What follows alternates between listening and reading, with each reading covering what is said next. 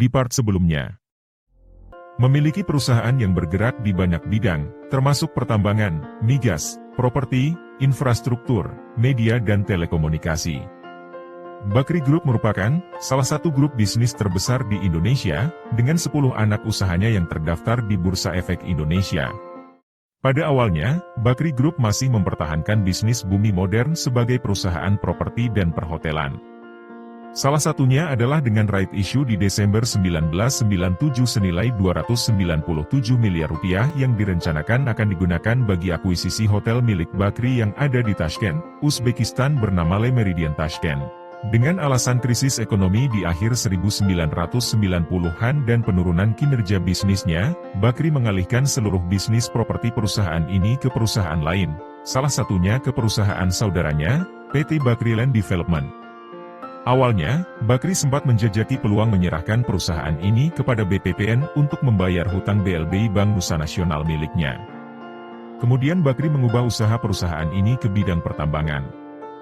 Rencana ini kemudian direalisasikan pada tahun 2000, ketika dilakukan proses right issue kembali.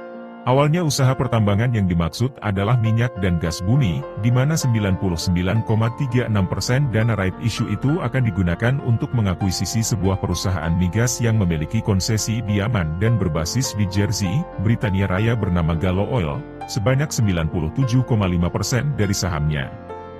Dari right issue tersebut masuk dua pemegang saham baru, Minarak Labuan dan Long Haul Holdings, masing-masing 73% dan 22,15%, di mana keduanya adalah pemilik Gallo sebelumnya, dan Minarak Labuan juga dikuasai Bakri. Transaksi right issue itu menuai kontroversi, dengan adanya dugaan Bakri hendak menggunakan dana Rp9,3 triliun dari proses tersebut untuk membayar hutang ke negara dan kreditornya. Apalagi bisnis Bumi Modern tidak sebesar nilai transaksi tersebut. Beberapa bulan setelah proses ini selesai, pada 22 Desember 2000, nama PT Bumi Modern resmi berganti menjadi PT Bumi Resource.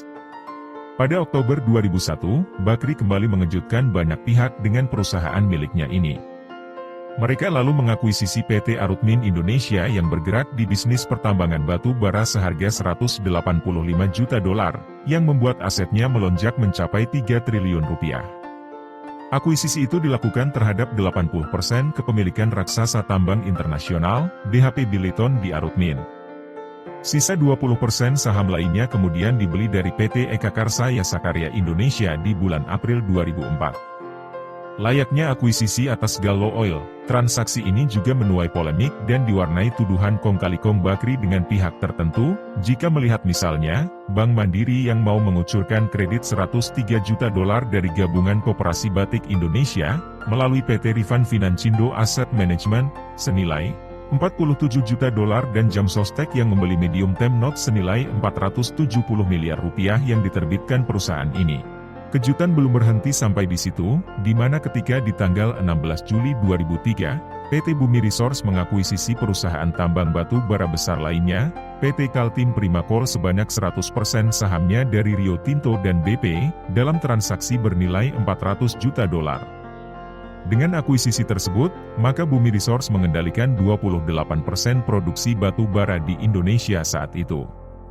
Sebelumnya, baik Arutmin dan Kaltim Primakol merupakan pertambangan batu bara papan atas di Indonesia, di urutan keempat dan kedua terbesar. Di tahun 2004, PT Bumi Resource mulai mencetak laba $119 juta yang didapat dari produksinya yang mencapai 62 juta metrik ton. Belum selesai dengan akuisisi dua raksasa batu bara. Pada tahun 2005, Bakri kembali menjajaki rencana merger Bumi Resource dengan perusahaan migas miliknya, PT Energi Mega Persada. Pada saat itu, keduanya merupakan perusahaan top di bidangnya, di mana Bumi Resource adalah salah satu eksportir terbesar batu bara, sedangkan Energi Mega Persada merupakan salah satu produsen migas terbesar di Indonesia. Merger senilai Rp20 triliun ini diumumkan kemudian pada 14 Juni 2006. Pada saat yang sama, Bumi Resource juga akan menjual Arutmin, Kaltim Primakol dan Indocoal Resource kepada perusahaan PT Borneo Lumbung Energi dan Metal, milik Samintan, berkongsi dengan sejumlah pihak seperti Marubeni, yang sudah disepakati juga pada 14 Maret 2006 senilai $3,2 miliar. Dalam transaksi ini, konon juga terjadi perebutan dengan pemerintah Kutai Timur, David Salim dan Nusantara Energi, perusahaan milik Prabowo Subianto, yang saat itu hendak membeli saham Kaltim Primakol. Sebenarnya, pemerintah Kutai Timur sudah menginginkan saham di Kaltim Primakol sejak awal 2000-an, saat itu dari pemilik lama yaitu Rio Tinto dan BP, walaupun akhirnya tersalib Bakri. Namun, kemudian transaksi itu dibatalkan. Rencana penjualan 3 anak usahanya ke Borneo Lumbung batal pada Agustus 2006 karena alasan yang kurang jelas, sedangkan merger Energi Mega Persada dan Bumi Resource juga batal, terhitung pada 14 November 2006 akibat tersangkutnya anak usaha Energi Mega Persada, Lapindo Berantas dalam kasus lumpur Lapindo dan sulitnya divestasi anak usaha EMP tersebut. Di part terakhir, munculnya berbagai tantangan yang datang silih berganti, juga aliansi dan perceraian oleh Rothschild.